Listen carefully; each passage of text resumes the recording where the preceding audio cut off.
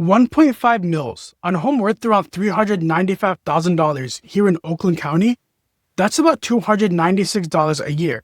And on August 4th, we voted it down by roughly 7,000 votes. If you own a home here, I'm going to be straight and tell you what that vote did to your bill, what it didn't do, and why the other two property tax fights happening in Lansing right now matter a lot more than this one did. Hello, I'm Ahmed Zamzam. I'm a licensed real estate broker and builder in Oakland County.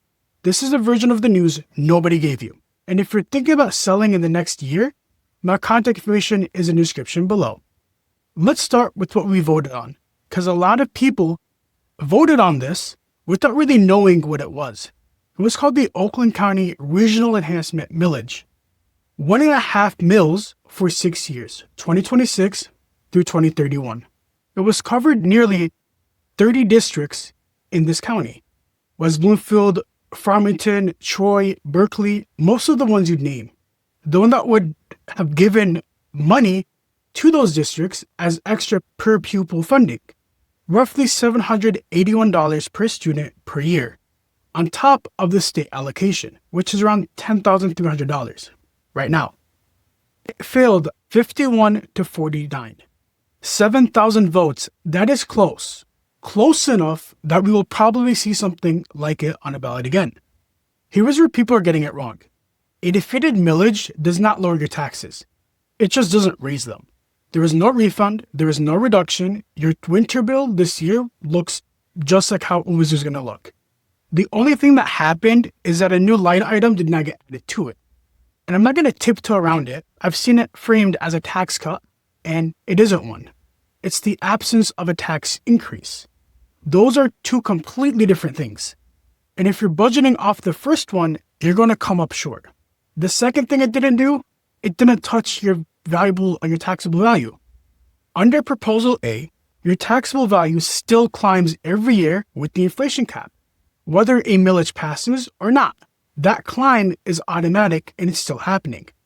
Now, let me show you the actual number, because 1.5 mils means nothing to most people. In Michigan, mills are charged per $1,000 of taxable value, and your taxable value is roughly half your market value. The state equalized value is set at 50% of your true cash value, and taxable value sits at or below that. So take Oakland County median, for example.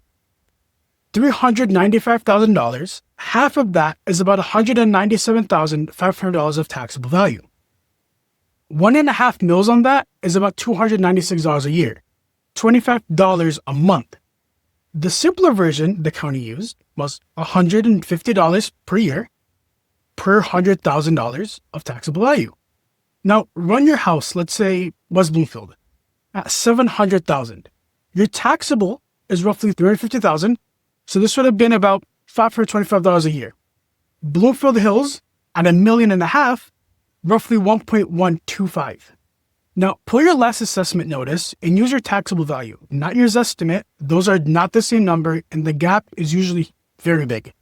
And to be clear, I'm a broker and a builder. I'm not an accountant, and for what any of this does to your tax bill or your specific situation, talk to your CPA or call your township assessor. They will take that call. Now, here is the part I actually think you should care about. 2 other property tax things are going live in Michigan right now, and both of them would move your bill a lot more than 1.5 mils. On May 21st, the Michigan House passed a set of bills that would eliminate the 6 mil state education tax. The 0.75% transfer tax you pay when you sell, and the pop-up tax, that's the uncapping that hits when a property changes hands. 6 mils. That is 4 times the millage we just voted down. And the transfer tax on a $500,000 sale is $3,750 straight out of your proceeds. Here's the thing.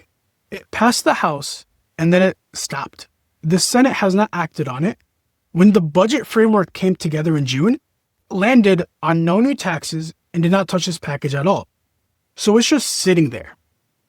The second one, well, this was a citizen initiative called Axe My Tax that would have eliminated property taxes entirely through a constitutional amendment. On May 22nd, they announced they came up short on signatures. Again, it's not on the November ballot. So, one proposal dead and one past a single chamber installed. Which brings me to the question I'm actually getting to. Should I wait to sell until the pop-up tax goes away? My answer is no, and here's why. You'd be waiting on a bill that has passed one chamber, has no Senate movement, and got skipped in a budget negotiation. There is no date on it. I'm not going to tell you it will never pass because I genuinely don't know. But I'm also not going to tell you or tell a seller to sit on their house waiting for a vote nobody has scheduled. Meanwhile, here's what you can actually see. Rates hit 6.69% on August 6th, highest in over a year. Metro Short inventory is at a 5-year high, and Oakland County is carrying 3,414 active listings right now. And the county median still went up 3.9% to $395,000, with homes selling in 23 days. With that, honestly, more competition, but the market is still absorbing it. That is the seller's market loosening, not breaking. Your pricing power is narrowing, and it will narrow a little more with every month of higher inventory. So if you were thinking about selling in the next 12 months, waiting on Lansing causes something you can measure to chase something nobody can put a date on. If you own in Oakland County and you're trying to decide whether to list this fall, contact me. I'll give you a real number on your house and a straight answer on timing. No pitch and no charge.